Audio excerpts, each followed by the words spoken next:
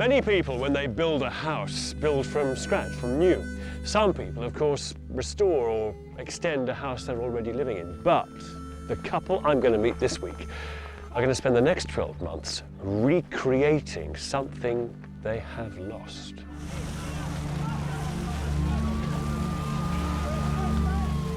This is the story of a phoenix rising from the ashes.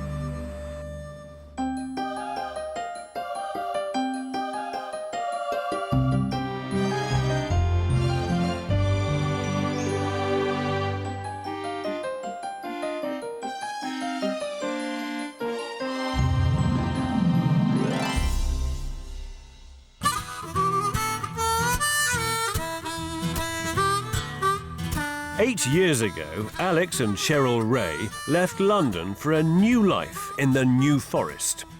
They bought a run-down medieval thatched cottage and lovingly brought it back to life. It was like we were living a dream. We used to wake up Saturday mornings and go, you know, is this our place? Are we really in the countryside? So from that point of view, it was a real find. Then, just before Christmas, with Cheryl pregnant, disaster struck.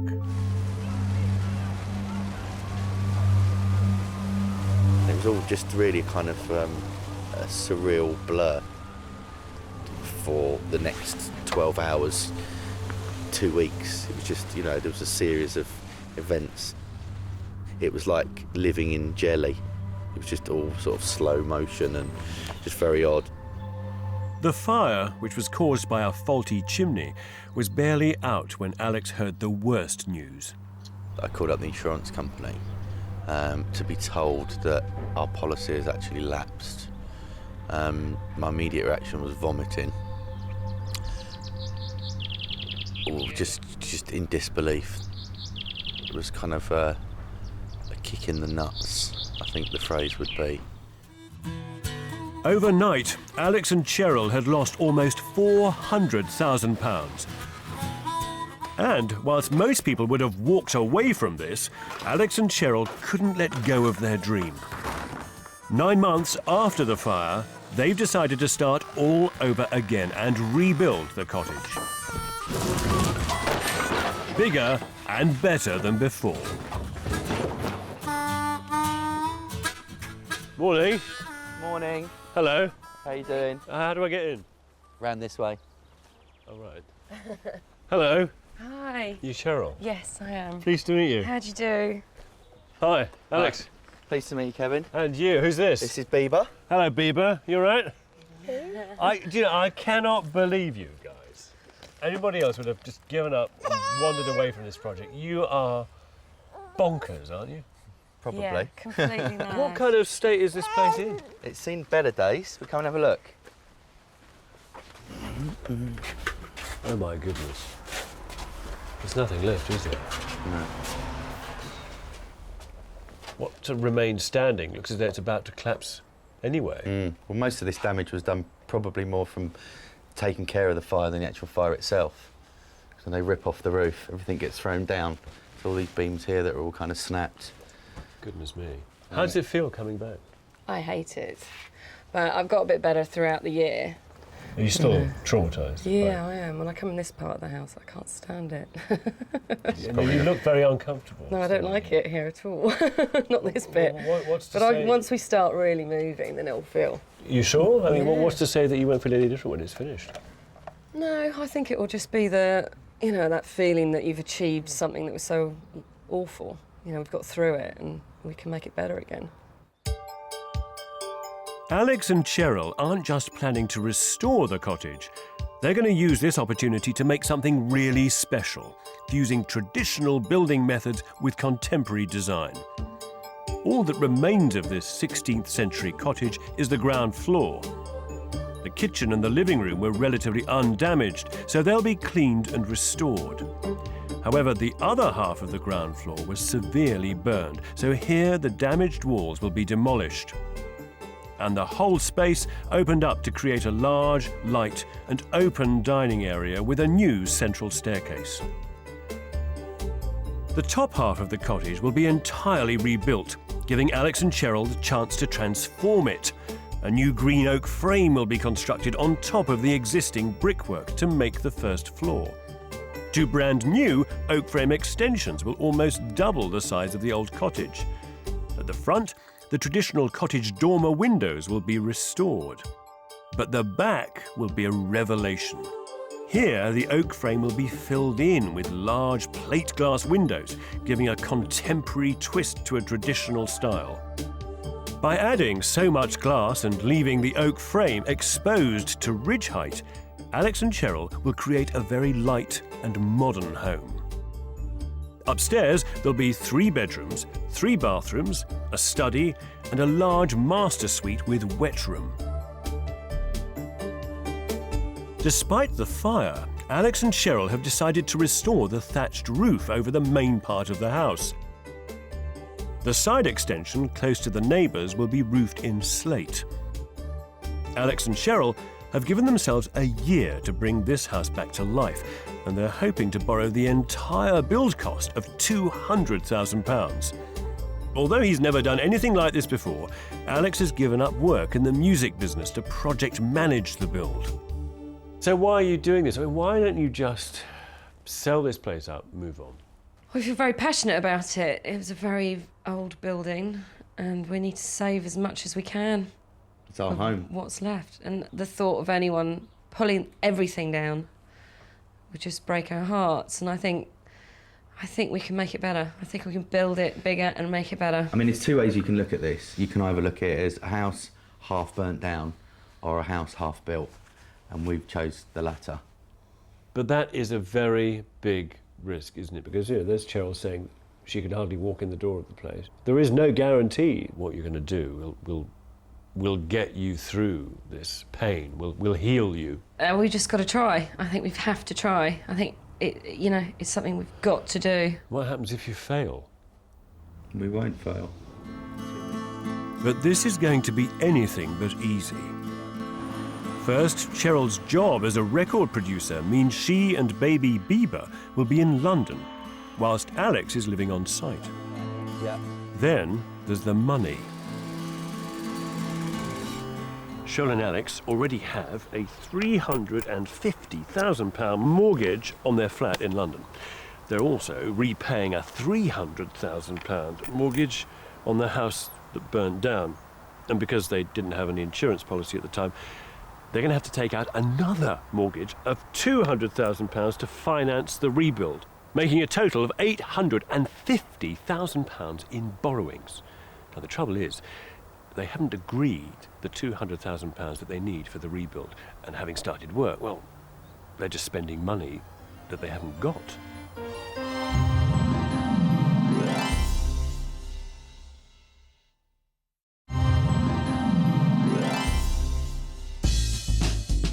Two years ago, Alex and Cheryl Ray's perfect cottage in the New Forest was destroyed by a chimney fire.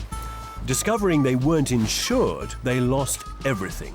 But instead of walking away, they've decided to create something even more special than before. Yeah. What are we doing first then? I think we can start taking these Iroko beams out. Yeah. Although the mortgage needed to pay for the build hasn't been approved, Alex is eager to get started, and he's employed his friend and serial house renovator Barclay Johnson as site manager. And professional builder Danny Broadley. Go up. And again. The only money coming in is from Cheryl's job in London. What I don't understand is why doesn't Alex stop working here, go and get a proper job in London, earn some decent money, and then pay a labourer down here? It's far more financially efficient to do that. I think he feels happier being here, being part of it. Yeah. It's that whole process of, I'm building my home for my family and I will be here. The caveman thing. The caveman thing, yeah, but, I mean, absolutely. are you happy about that arrangement? Because it puts a great deal of pressure on you. You are taking on a lot personally yourself. Well, I don't know. I mean, I just cannot wait to be able to stand up and look at it and go, we did this, we got through it, we did it, and we built it ourselves. Although there's still no sign of the new mortgage, Alex continues to spend money on the build, getting Barclay and Danny to measure up for the timber frame. This will sit on top of the existing brickwork to form the first floor. Yeah, go on now. Normally, the timber frame company would take these critical measurements themselves, but to save money, Alex is gambling on Barclay getting them right. Because the walls aren't straight, and they are leaning out and all sorts of other idiosyncrasies. So somebody has to go around and measure them all accurately so that the frames can produce a frame which identically matches the idiosyncrasies of this building.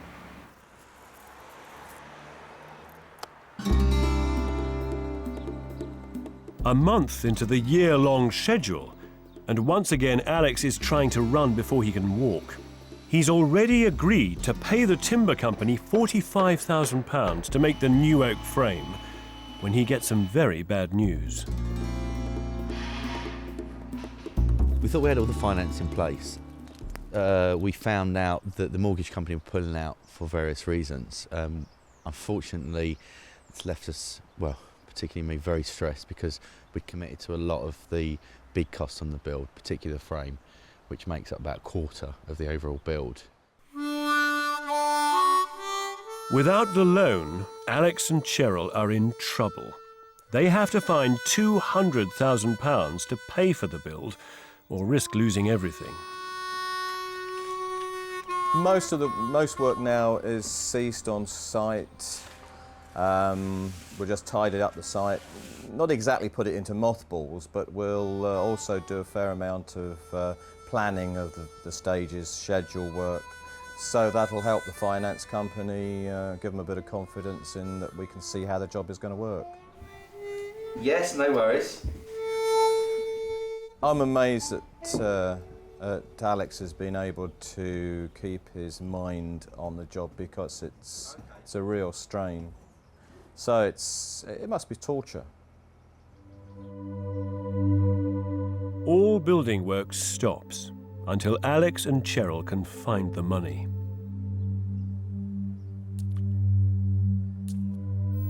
So how do you keep going? I mean, how can you keep going with all this stress?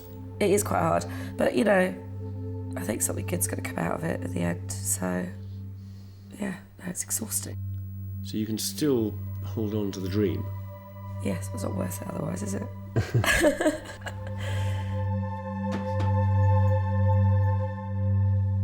To keep their dream alive, Alex has no choice but to hit the phones. Well, everything, the roof and the first floor and the whole lot was destroyed, bar the living room. Realistically, £200,000.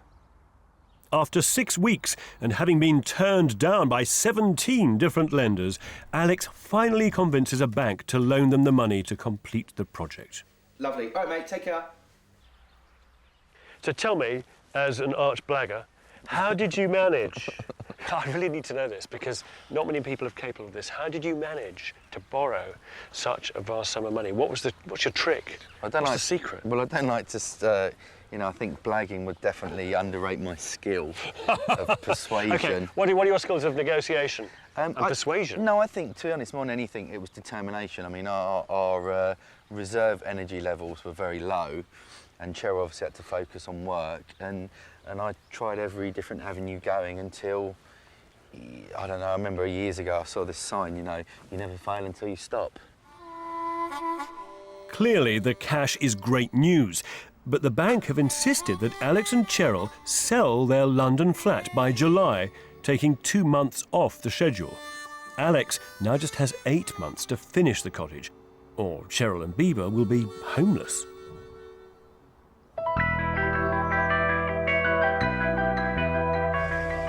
Afternoon. After a 6-week layoff, work resumes. And with his eye on the budget, Alex persuades some mates to help out with the heavy lifting. He's on. Got the kettle on. To prepare for the timber frame, the cottage walls need strengthening with these 7-metre oak beams. Toby, Carl, Rich, you front. These new beams will help spread the weight of the oak frame across the fragile medieval brickwork.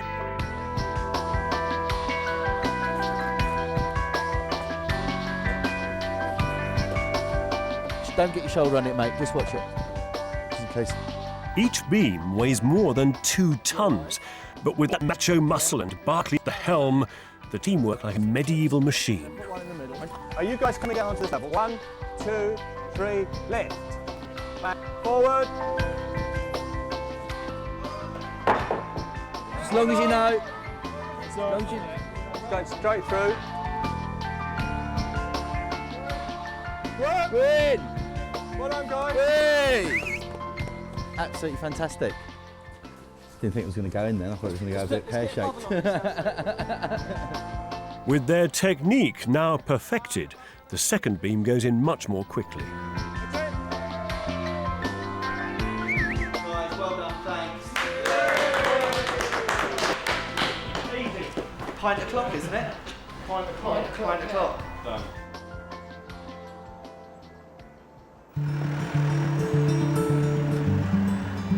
At the timber yards, the oak frame is coming along nicely.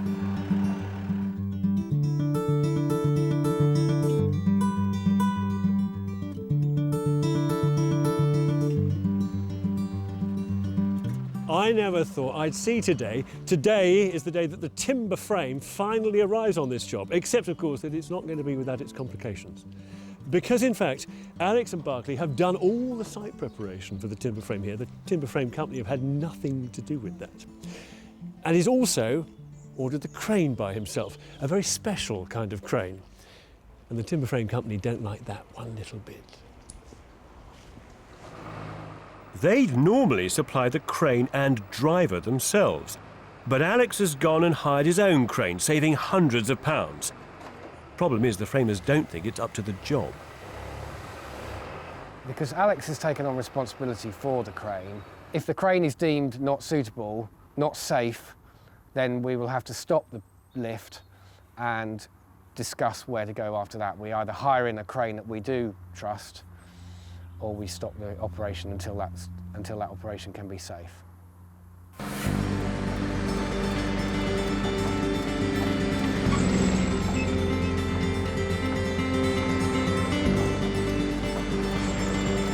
And the crane isn't the only worry. Well, I'm very apprehensive about how the timber framework is going to marry up to the existing brickwork of the building. I've done all the plans, measured it all up several times. We'll only really find out whether it works when it goes up, and that'll be by the end of today. Smack it again. That's it. Much to everyone's relief, the crane performs and everything slots into place. Well, we've got frame 1 in. Frame 2 is just gone in, just been flown in, and frame 2 is the heaviest frame. So the framers have been able to see exactly what the crane can do, and fingers crossed, I think they're happy. It's the last purlin going in. Fantastic. How do you feel? Brilliant. Finally see shape to a home. It's an incredible amount of work for one day, I think, isn't it? It is. To It's put like all this in. It's gone from being basically a shabby, nasty wreck, and it's turned into a building with extraordinary character. And I can see the rooms now as well. You know, I can see where that ensuite's going to go, that bedroom's going to go, and it's actually bigger than I thought.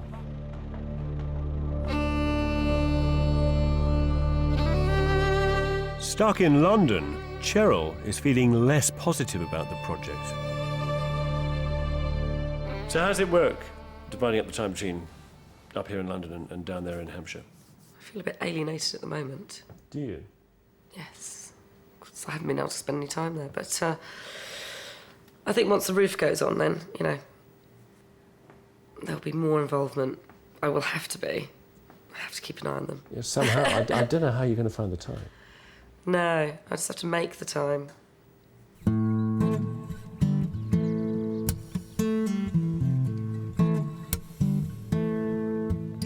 Whilst Cheryl juggles her job and Bieber, Alex is flat out on the build. wrestling with the chimney that caused the fire. Having consulted engineers, the best advice is to rip it down and start again.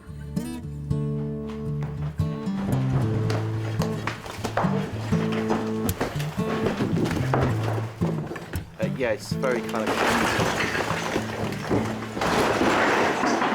cleansing process insofar as, you know, because obviously you can see all the black and the tar and the soot build up in there, which is obviously the common causes of fire. So to get rid of that, it's kind of like cleaning out all the old sort of dangerous stuff and then putting in a new system. It's refreshing, really. The new chimney will make the house safer, but it's more money and more time.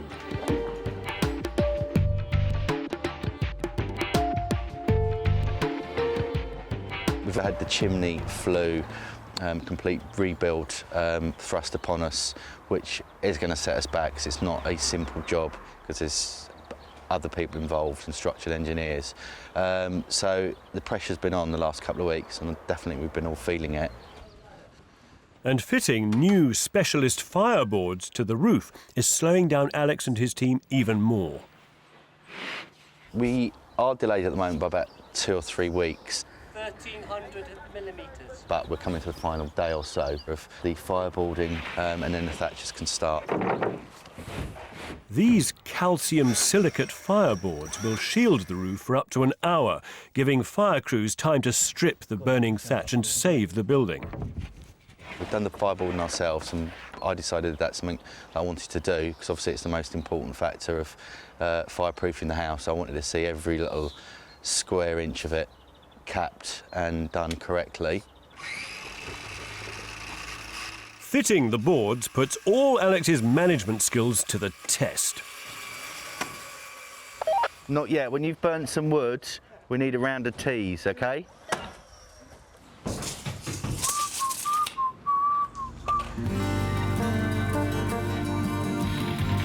The fireboards aren't the only change to the roof. In Alex's part of the New Forest, traditional thatch is made from wheat straw. But Alex wants to use water reed from Norfolk. He's keen to support a small group of reed cutters using one of the last reed beds in England. This hasn't been approved by the conservation officer, but that doesn't seem to be stopping Alex, who's brought his thatcher, Simon, to inspect the reed. Simon, would you like to have a look at this?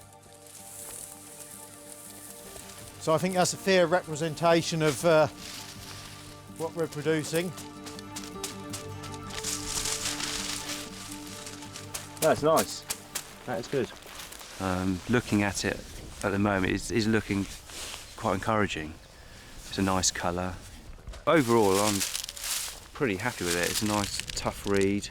It's straight, it's clean, it's been well cut, and overall you can see it's got a real nice, sort of tidy butt to it. I think it's going to look nice on the roof. Well, Simon may think the reed is top quality, but Alex is once again charging ahead without thinking of all the consequences. Before the fire, Alex and Cheryl's house had a roof on it made out of combed wheat straw from a nearby field, like this one. Now, the local authority's official line is that that house has to be repaired like for like, and the conservation officer wants to see a roof made out of straw. The trouble is, Alex has set his heart on Norfolk water reed, and if he puts that on his roof, the chances are he may have to take the whole thing down again.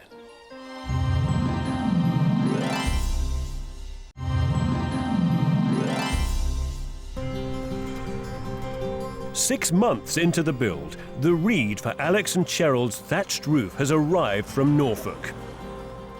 Excellent. And it's the size of Norfolk. Would you reckon, Si? Send it back? Yeah, send it all back. No, it's good. They've been hard at work, haven't they?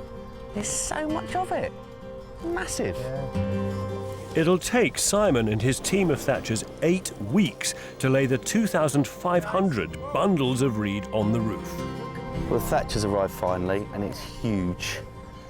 I think it's pretty significant insofar as, with the fire, obviously, and it burning down with thatch, how confident now I sort of feel with what we're doing and putting the thatch back on. It's not, you know, I always thought this moment I might feel a bit kind of nervous. I've made the wrong decision, should have insisted on using slate, but no, it's beautiful and I love it. Alex may love it, but he still doesn't have permission to use it on his roof.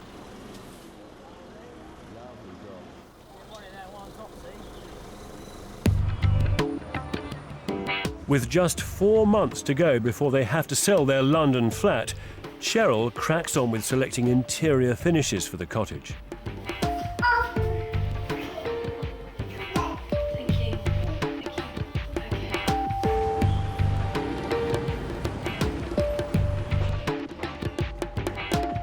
Back on site, with the July deadline in mind, Alex and the team push ahead to get the roof finished.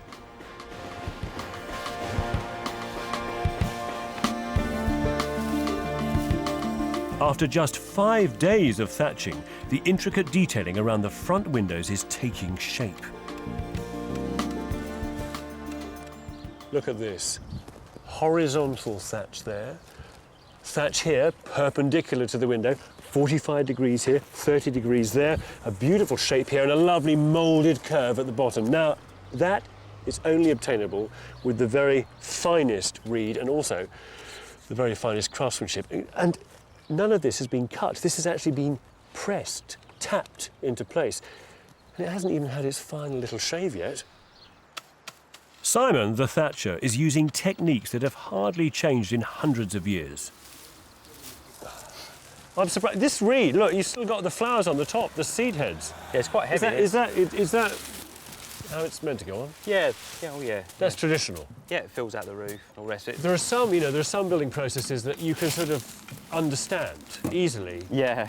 This is not one of them. No. Little bits and tools and lots of things going on at the same time. Yeah, there's more involved than people think. They just think we'd, you know, be here for a couple of weeks. Yeah. And that's it. And we'd be on jobs for 8-9 weeks. So you can let me have a go? Yeah, come on. I'm going to create for you the one point in the roof that leaks.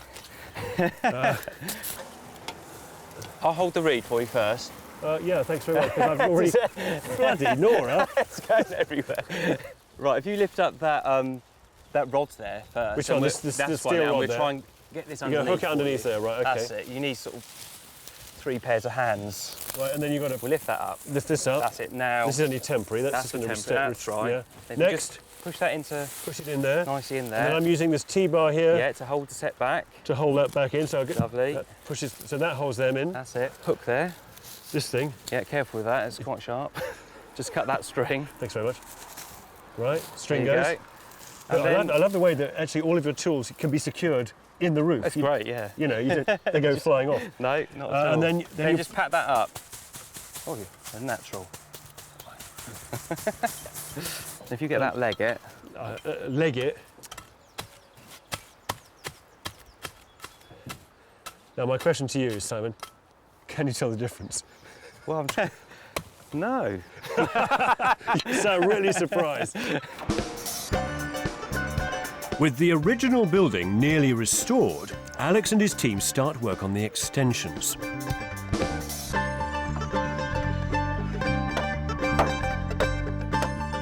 Here's to the frame.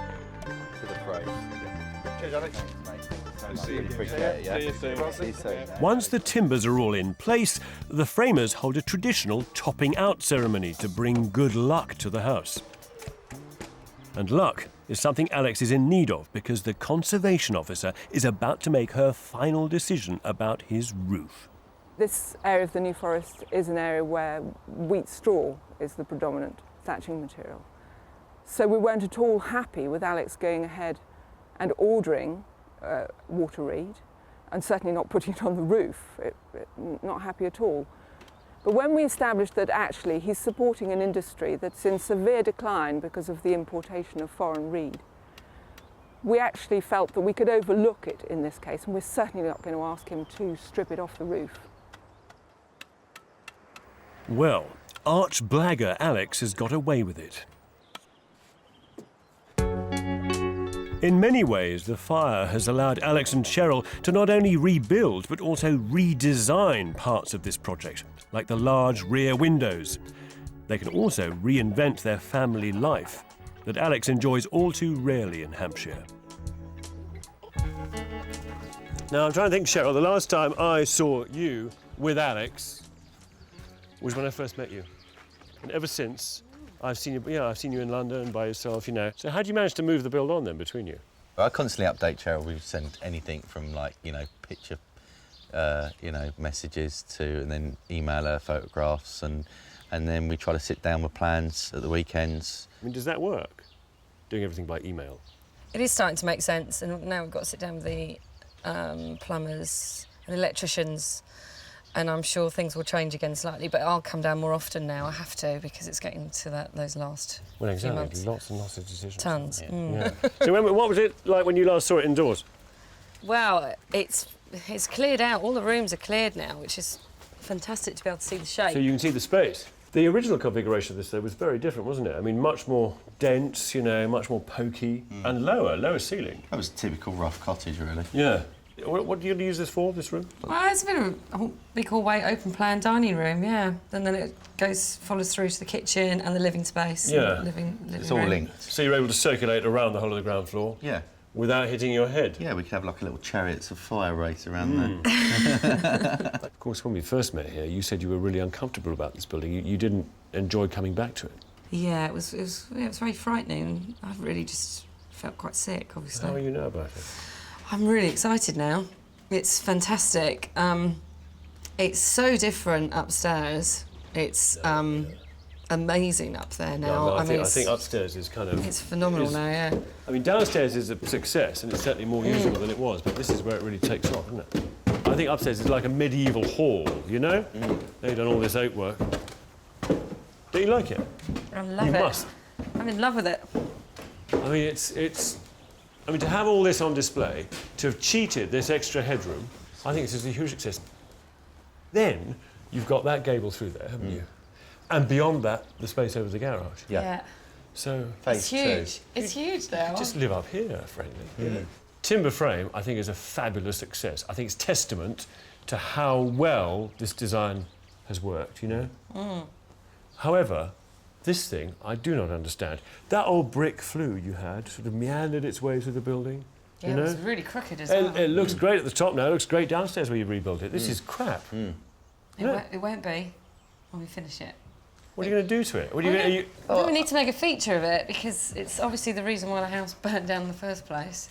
Yeah. So we've got to... What we're going to do is Alex is covering it with boards, and then we're going to find some fantastic tiles and make a feature out of it without it being too obnoxious. Oh, you mean like a sort of, like one of those kind of great big Swedish glazed chimneys? Yeah, that would be a lovely idea, That actually. would be, I like that idea. So it'll be covered in tiles? Yeah. Yeah. Oh, no, that's... Yeah. And then we'll I have like a fireplace in here in this bedroom, and then obviously the huge fireplace downstairs. So It's the link between the old parts, really. Yeah. You know, conservation brick and the old fireplace, Yeah. and it's the kind of modern link. I'm relieved the whole thing's come down there.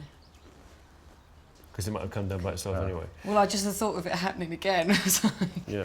terrifying. So I'm actually really, really relieved that we've got a brand new chimney. The chimney is now safe, although the extra work means that the July deadline is approaching fast.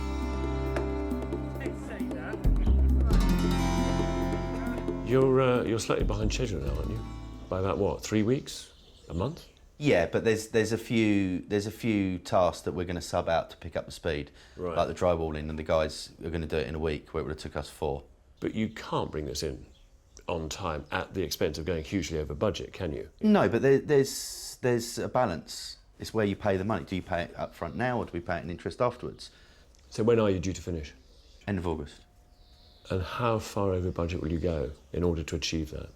Well, the budget will be over about £33,500 overall, but that's not dependent on picking up that time. We made that decision in February to give ourselves that cushion. So are the bank happy about that? Yes, absolutely. They've lent you that extra? Yes. For many people, £33,500 would be a lot of money to borrow. It is a lot of money. The bottom line is, when we analysed it a couple of months ago and went back to the bank, there wasn't one direct cost that was outrageous. It was a lot of little bits. There was the chimney particularly. It's not like we've gone, oh, I know, we want gold tiles, for example. It's all in construction costs, and it's all in direct labour costs. But having more bodies on site to make up for lost time creates a problem in itself. It's almost like the development starts like a snowball on the top of the hill, and it's really hard to push it. 440, yep. But once it starts going down, you can't stop it. And things are overlapping, trades are overlapping, materials are overlapping, you've got to make decisions quick. And when we started off, we had sort of intense periods and then periods when we could sort of relax and think. And now it's just intense periods when we've just got to think on our feet all the time. And that's probably when you've developed, you know, for years or, you know, many times, it's probably water off a duck's back. But for us, it's been quite sort of stressful in making sure everything comes together. With the first fix well underway, the final plans for each room have to be signed off. And then the layout on that wet room. This one in the corner? Yeah, we've still got issues with that because we've got the old double sink issue again, I'm afraid. I thought we'd... No, we'd solved that, but the boss, Cheryl, our client, wants to find a way to work it. She wants 2 sinks in here? Somehow. So have you told her it's not a TARDIS? I have told her it's not a TARDIS. Original plan from this, we were going to have the shower tray that way, raise the plinth, toilet there, single sink central here. I think that 2 sinks is difficult. 2 sinks is difficult, but that's what the client wants, so we've got to somehow make it happen. If you've got the space, you can, but if you haven't got the space, you can't. It's impossible. It is not a TARDIS. You've only got a certain amount of space, and you only fit a certain amount of things into that space. We've got to relook at the layout and the story. Barclay and Danny clearly have to spend several days trying different sinks out to please their client, while the roofers get on with some real work. Alex and Cheryl have gone for Welsh slate.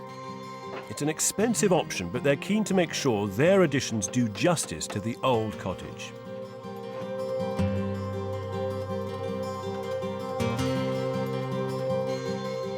So you're bringing the glass up through the house? Yeah.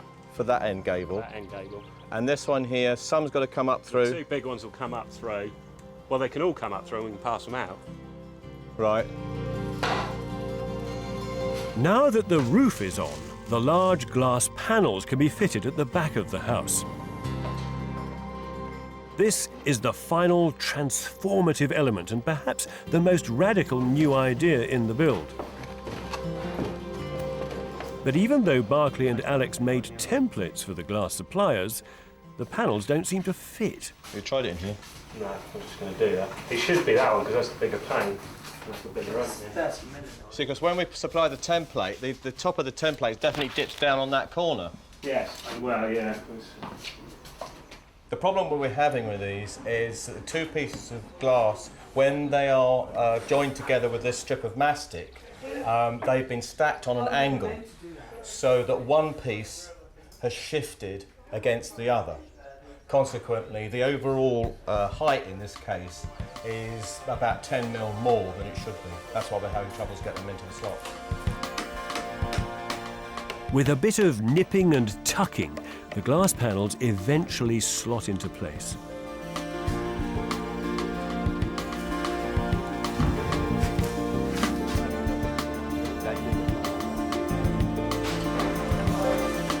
The build is moving into the final stage. Alex and his team are working all hours, and he really looks like he's suffering for it.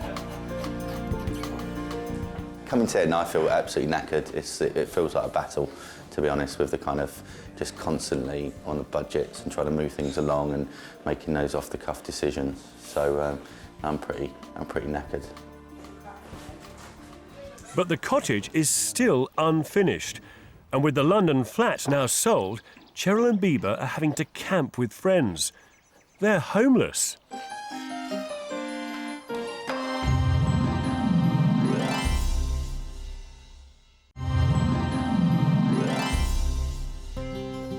"18 months ago, Alex and Cheryl Ray's dream cottage was nothing more than a burnt-out wreck.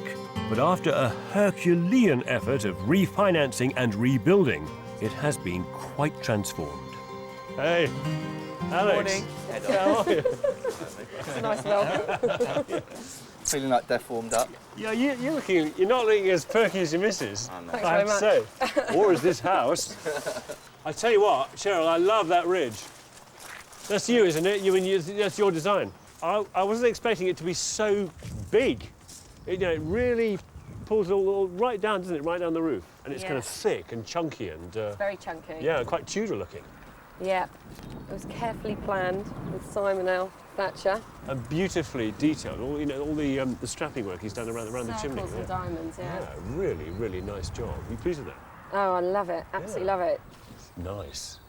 Very, very cleverly done, then. Yeah. Now, I'm a little nervous about going inside because every time I visited, nothing's changed. Oh no, it's still a building site. It's exactly the same.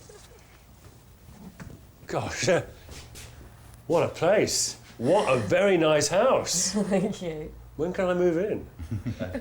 Well, I love it. I love your style, guys. This is my kind of house. It really is. The kind of mixture of taste. Really, the mixture of old and new and all this wood. Yep. Which is terrific. We like wood. No, I could happily live here. That's very nice. Oh, well, it's a lovely mix, isn't it? The old walls and the oak frame. Just as the rebuilt rooms retain the lime-washed bricks of the old walls, so Cheryl has treated the oldest part of the house with equal sensitivity. The sitting room, untouched by the fire, has been cleaned and painted and furnished with thick, chunky textures that are redolent of the outside of the building.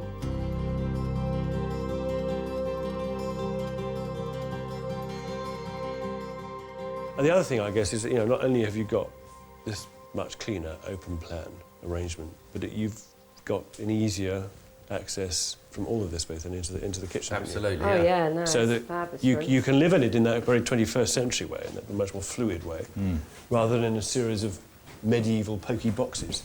Hang on a minute, this is your old kitchen, isn't it? It is, yeah. We saved some of it, yeah. But you changed the doors. Yeah. And put a top on.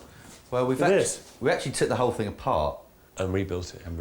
Well, it's a nice job. Yeah. I didn't think this kitchen... look, it survived the fire, that's one thing. Surviving use as a site office and canteen for all the guys here, that was quite another. Amazing that it emerged unscathed. Yeah. Really. It was a shocking mess when they were all here. It was! This is lovely, though, tying it all together with this cast top. This is beautiful, this acrylic, isn't it? Lovely stuff. I just love the way it curves. And the breakfast bar. Yep, we kept a piece of the green oak there. Yeah. That's nice. Again, it's like that room, it's like the front of the building, it's like this mixture of the very, very clean, sheer new with the kind of all the textured old stuff as well. Yeah. Whilst the ground floor has been restored and remodelled, the upstairs has been transformed by the Darth Vader look-alike medieval oak space frame. Oh, gosh. That's nice, isn't it? The height and that great curve of glass over the bed. Isn't that just a delight? What a light room. This oak, you've had it all sandblasted, have you? No, we sanded it. you sanded it? Yeah. Jeez, you're joking. That's a lot of work. It was a lot of work. A huge amount of work, but isn't it beautiful? We did a lot with just hand sanders. Oh my goodness, this is the this is the blockwork chimney that I said looked crap, didn't it?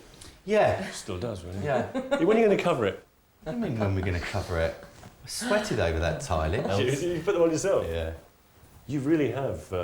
You've learned quite a few trades, haven't you, in the process? Yeah, that nearly broke me. Not tiling it up. It was actually the last 3 tiles, which I think went for about 3 boxes to go around the flue. To get the curves and the shapes and the rest of it. Cheryl might not have won her battle to get 2 sinks in the ensuite, but this is no longer a cramped medieval cottage. The double-height ceilings and large windows upstairs introduce light and space and connection with the landscape outside. This is some view. Never really seen this before properly. No. The interesting thing is, isn't it, it's kind of this glazing is so big, it's like the building reaching out into that landscape. You feel that you're in the garden, definitely.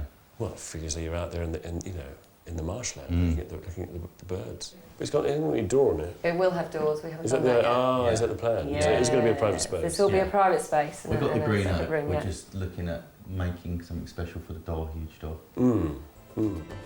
Alex and Cheryl have made such a huge emotional investment in this build, But now it's over, I wonder whether the wounds left by the fire have healed. Tell me about your relationship with this building now. Where do you stand with it? Is there a bit that you particularly connect to?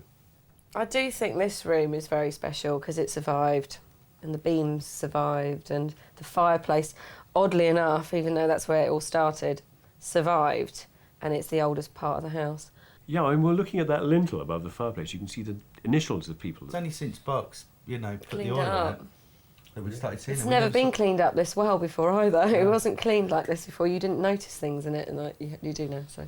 But what about you, Alex? The room I really like is the big bedroom overlooking the garden. The one with the bath in it? One with the bath in it. It does deliver, doesn't it? It does, standing big in stuff. front of that glass, you look out, you look over the... I get up in the morning, walk to Beaver's good. bedroom, get her, have a look on the way and have a look on the way back with her every morning. That's why we haven't quite put the door in yet, really, because it was kind of like, I don't want to have to open something to... Well, maybe you shouldn't. No, maybe we shouldn't. So tell me about the cost of the whole project, because last time we spoke, you were a little bit over budget, and you'd spent £233,500 against 200, which was your original budget. So where are you now? 250. All in? Yeah, Done? 250, all in, done. So, how cool are you about that? I mean, how cool is the bank about that? Really cool. I haven't got any problems with them. It's been fine. Because anybody else, given the money, given the opportunity, might have cut and run, might have built something else somewhere else.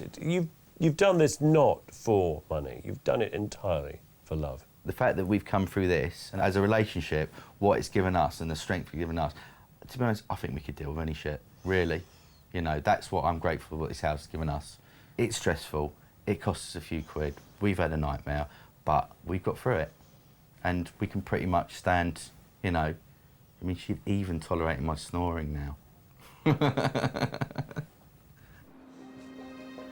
There are 100 ways to rebuild a house like this, and of course Cheryl and Alex chose the hard way, the route that was financially crazy, creatively challenging, and that took in repair and craftsmanship and a lot of brave architectural ideas as well. And you may think of architecture as being sleek and shiny, but actually the way that this place resonates to its own history, the way it responds to its setting, to its own rebirth, thanks to the dedication and passion of the people who own it. That lifts it from its very humble origins and really does take it into the realms of proper architecture.